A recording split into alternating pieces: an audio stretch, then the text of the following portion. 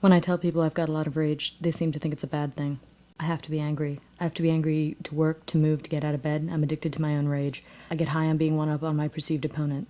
Every conflict is a battle, every accomplishment a war won. Competition is everything. I can't pedal a stationary bike in a gym without looking at the display next to mine to make sure I'm pedaling faster, longer, further, on a higher intensity. The fact is, I'm happiest when I'm angry. Rage fuels my life. Gotta keep healthy, not skinny, not sexy, just healthy. Gotta lift. Keep it moving because it feels good. I have to do a lot to keep moving. I had a lot of bad falls as a kid. Broke some things, sprained others, got scar after scar after scar. Sliced my forehead open in a fight once. Head wounds bleed like crazy. I've got tight shoulders, a bad lower back, my left foot's got a skeletal deformity. My ankles couldn't hold up a girl half my size. Gotta stay strong to keep it all working. I like to fight. I like to box. I punch people in the face. It makes me jolly. It's how I find intimacy. You really know a person when they're trying to knock you unconscious. Knocking back beers with someone who just put 5 stitches in your head is so much fun when you give them permission to hit you in the first place. Power is part of it. Winning is great, losing is almost better. Pain and loss let you know what kind of person you are. Are you the kind of person who gets back up, or do you lie down and close your eyes? Are you the kind of person that throws in the towel? I'm the kind of person who stands up for another round with 3 broken ribs. This is something I know about myself, something I learned fighting. Cool girls don't fight. They don't punch, bleed, win, or lose. Never have. Cool girls cry a lot.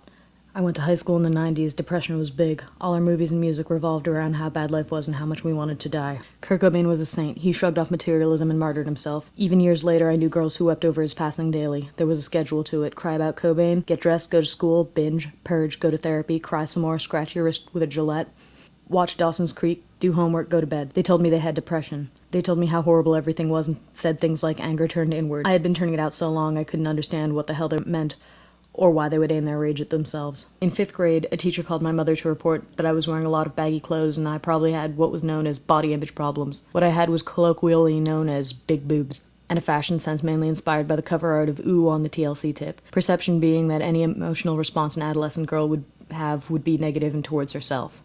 This was the first in a long line of incidents where I was treated like a freak for not being depressed or on a crash diet. I was frequently singled out in my high school health class. My teacher asked me to share my pain as a woman. As a fighter, I know men and women have different kinds of pain. I know that a straight shot to the nipple is going to hurt me more than a male fighter. I know that a groin punch hurts, but not as much as it would if I had balls. I know that a guy will fall down if the right combination is delivered to his sternum when the same combo wouldn't knock a girl down.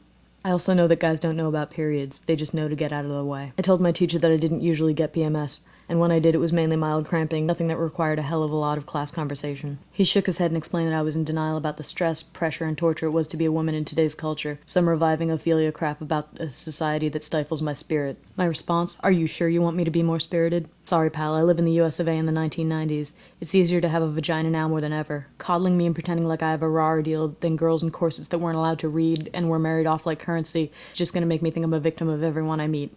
I don't think that's healthy. You want me to be able to compete in the world? Try to believe I'm a strong enough person to identify myself with something other than my looks. I got dirty looks from the eating disorder table and the depressed table, but who cares? I spoke my mind. I was applauded and seconded by a girl I hardly knew. There was always a mutual respect between she and I. She was a fighter too, a young private in the Israeli army. Feminism and I don't get along anymore. Feminism opened the door for me to be a fighter and slammed it in my face when I happened to enjoy it. It's a man thing. Only men would do something so vile so low. Anger is not a high emotion. There's no intelligence in rage. Talk to a feminist about your violent tendencies and you won't get a good response. I've heard many a diatribe on how I'm setting women back to Neanderthal times because I often express myself through violence or confrontation. They tell me I'm denying my femininity and trying to make myself like a man. I thought the point was to be me. It's apparently not. Apparently the point is to wear skirts and pretend you're better than everybody who doesn't agree with you, better than men who make more money for no reason, and better than other women because they aren't as enlightened as you for no other reason than they like to box or that they want to be stay-at-home moms. Skirts were a major point brought up because I was told I was too mannish. I wear skirts in the summertime but not in the winter, not if I need pockets. From the argument, the only thing I've gathered is that femininity is mainly concerned with my clothing. Women don't do what I do or like what I like or dress how I dress. I was kicked out of the sisterhood, which did nothing for me anyway. Female directors make movies like Lost in Translation. They don't make Fight Club. A professor once told me that I should try to make a film that was more quiet and introspective.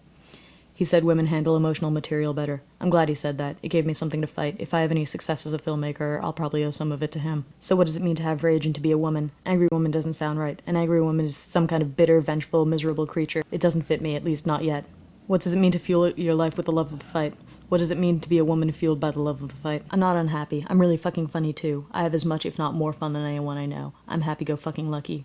But there's this thing in me, this rage, this fighter, this unspoken powerhouse that has no form and no voice in my life. I won't banish it. I won't deny it. The beast wants out. I want to direct Die Hard 5. Maybe I'll douse the fire, repress everything vital about me, and make something quiet and introspective. All the cool kids are doing it.